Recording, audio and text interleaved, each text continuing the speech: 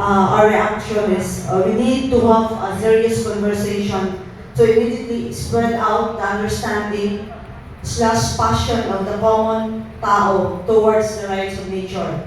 The city will push to the best of our knowledge, expertise, and ability to pursue activities that would conserve and preserve our last frontier, Mount Pinocchis and Mount Morias ranges.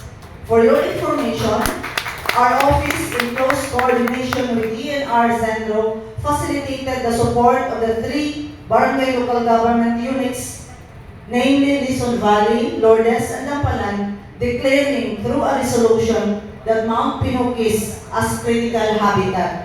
This has been fully supported by the 14th City Council. All resolutions were submitted to DNR Central Office for their submission to Congress. With this is our very own way acknowledging the role of nature in our existence.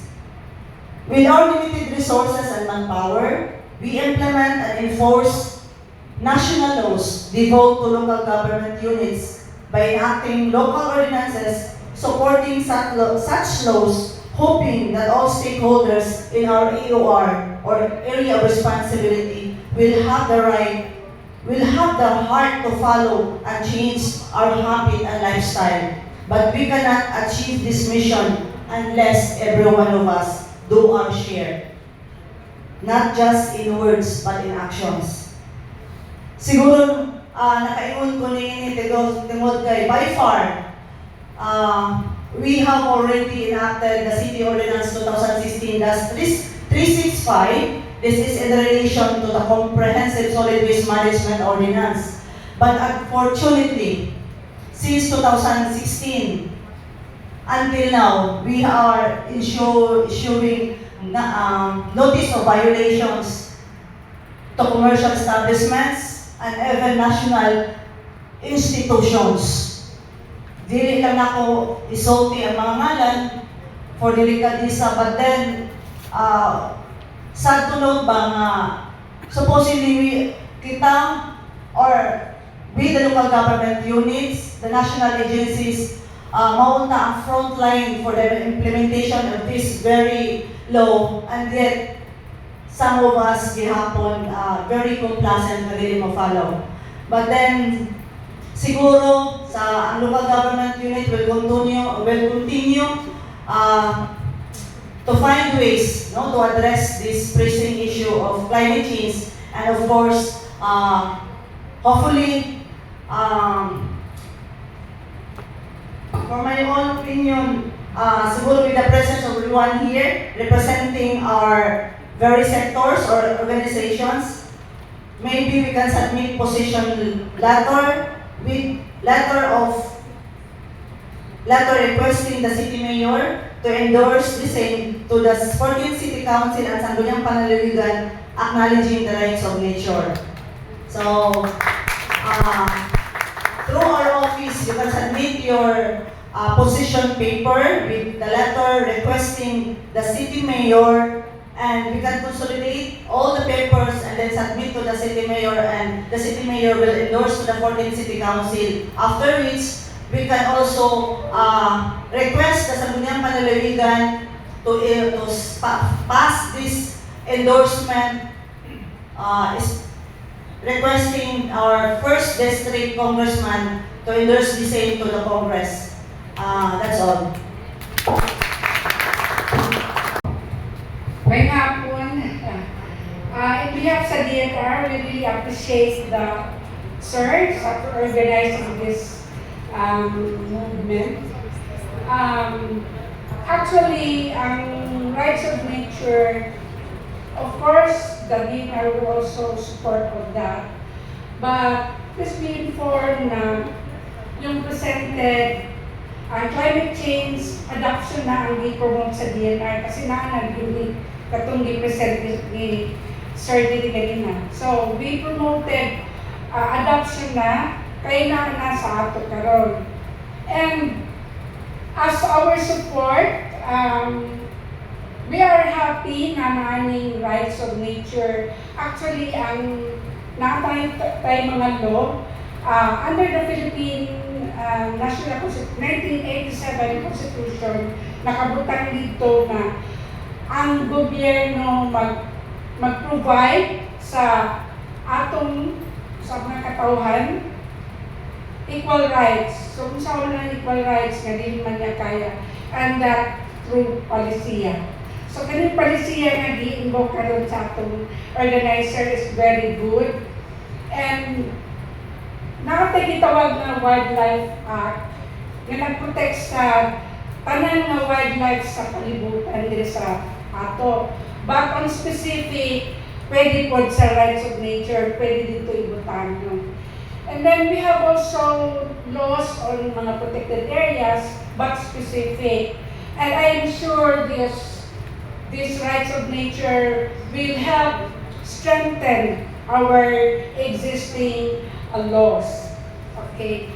So, sa atong 1987 Constitution, we have also our Bill of Rights.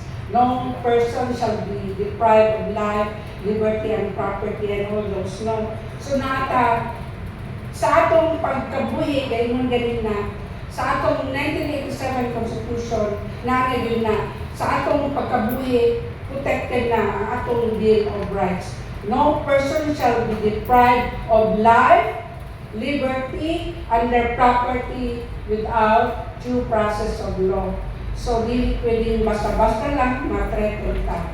So, Bill of Rights, so katong nature, rights of nature, mas ka-strengthen ko sa atong rights being one of the existing.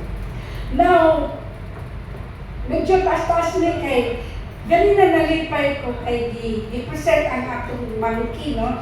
From monkey to the highest level of human being dito sa atong environment. Don't you know, very important, nga naman hindi na manakot man yung tao na kung nga monkey naman na. So, sa pagkabalo, inform nato na monkey now is a very important species na naman. Kanang mga gipangugna sa ato nga mga tambal, mga new created medicines, dili man na pwedeng isample sa tao kay failure mamatay. And we need those monkeys. Kaya in the Philippines, we have two permits na mag-export and import mga monkeys para sa laboratories sa outside Philippines, kahit to cure cancer, COVID. So we need those monkeys. That's why how to daghan sa mga monkeys, we need forest.